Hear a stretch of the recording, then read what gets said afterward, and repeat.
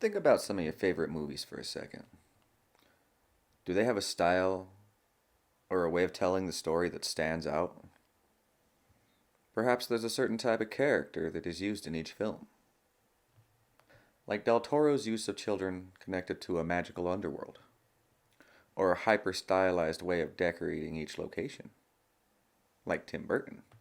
Perhaps they have a signature camera movement they use, like Wes Anderson's alternate use of the tracking shot to help tell his story.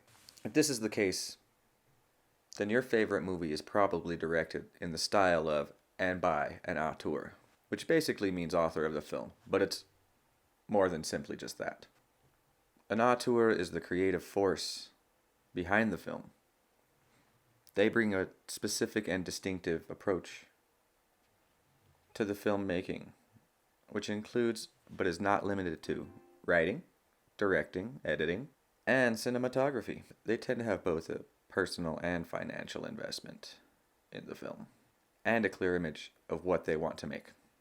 In this presentation, I will be discussing Wes Craven and the terrifying worlds that he creates, using boogeymen and shadowy figures to help fuel the fire of his allegorical worlds.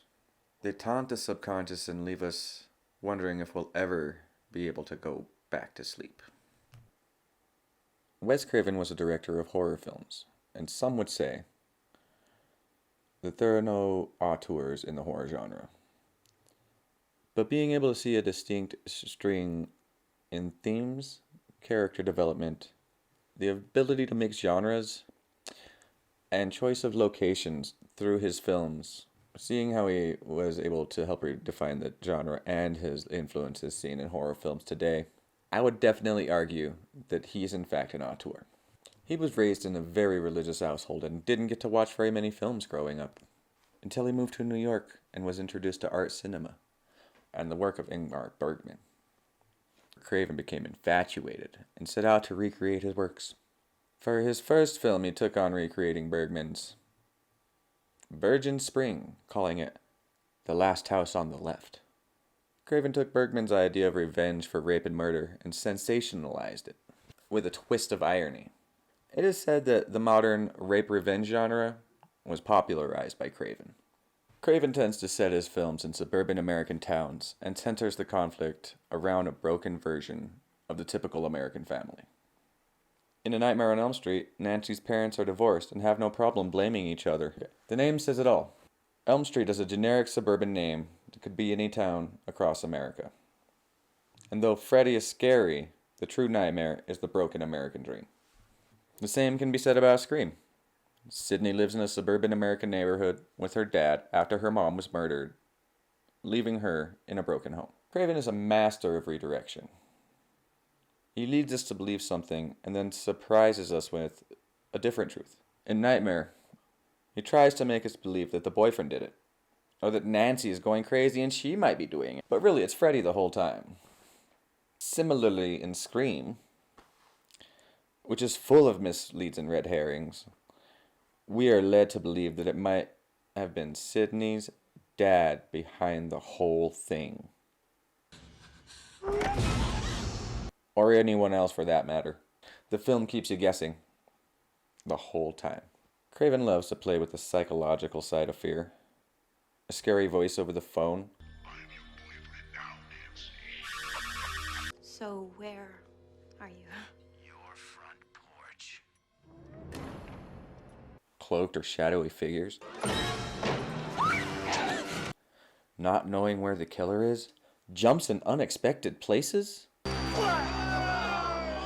I think he likes to play with the idea of the boogeyman and stories we heard as children about the house down the street or the call coming from inside the house. Craven uses strong female leads that are able to overcome challenges set out for them by not panicking and using their brains to help defeat the killer. In Nightmare on Elm Street, Nancy quickly realizes that she is inside dreams and uses that fact to her advantage in order to try and bring Freddy into the real world. Don't fall asleep.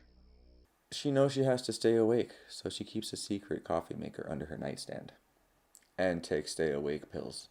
She never really panics, so she is able to think about what to do. which is treat Freddy like the robbers from the Home Alone and hit him with a sledgehammer rigged to her door. Much like Sydney, who's able to escape Ghostface multiple times by keeping her cool. Sydney and Nancy have more than just their brown hair in common. They think about things differently and question why they are happening instead of just letting them.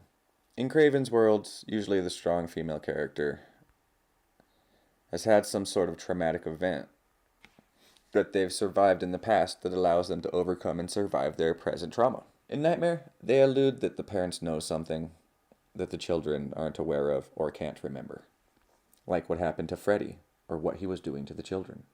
And Nancy starts to remember bits and pieces through her dreams. But if that's too deep for you, then Nancy's parents also were recently divorced and they fight a lot, which lends itself to Craven's broken American family. Sydney's trauma is like a mixture of Nancy's trauma. Her parents are separated, but it's because her mom was raped and murdered. It's my opinion that those traumatic events give these ladies a different perspective than anyone else in the movies. The rules to survive a scary movie. Christ, you don't know the rules? Have an aneurysm, why don't you? There are certain rules that one must abide by in order to successfully survive a horror movie. Through his early films, Craven helped create certain rules that a character needed to follow in order to survive to the end of the movie. These rules are clearly stated and screamed by everyone's favorite movie know-it-all. Number 1, you can never have sex. Big no-no! Big... Like every good filmmaker knows, you have to learn the rules in order to be able to break them. And that's exactly what Wes Craven does with Scream. For instance, Sydney has sex and lives to be the hero, while Casey Becker, a cheerleader type, and her jock boyfriend are killed before the usual sex scene that accompanies horror flicks of the 80s. An homage of sorts to Psycho, where the big-name celebrity is killed within the first 5 minutes of the movie. A great example of these rules plays out in Nightmare, where Tina and Rod have sex, and she dies pretty quickly afterward, and Rod is killed in jail, so it's like he's getting double punished for the rape and the sex and, society. Some of these rules harken back to the old Hayes moral code, where if you did an immoral thing, you had to be punished. Wes Craven's influence on the horror genre is so great and extensive that many television shows and cartoons, as well as feature-length films, have gone on to parody his characters. At the end of the day, it really isn't hard to make a case for the auteurship of Wes Craven. His signature style of character development, misleads, genre crossing, and the use of location as metaphor for broken Americana makes him one of the great auteurs of the horror genre, and he deserves a spot alongside other great auteurs such as Wes Anderson and Guillermo del Toro. Thank you.